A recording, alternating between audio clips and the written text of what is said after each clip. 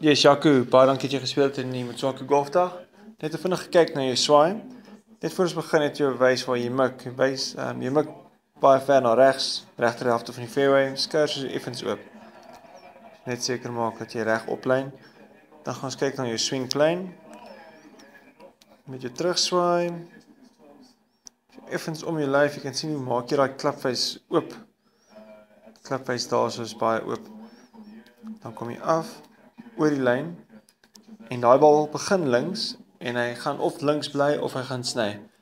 So probeer om jou swing plane 'n bietjie te simplify, probeer op dieselfde lyn terug en deurswaai en jy sal reguiter en langer tee-shot sien. Een ding wat jy baie gedoen is jou gewigsverplasing. Jy kan sien hoe mooi gaan jy deur. Weer eens dankie vir die ondersteuning, die Motswako dag. Hoop om jou gou weer te sien by Eagle Canyon.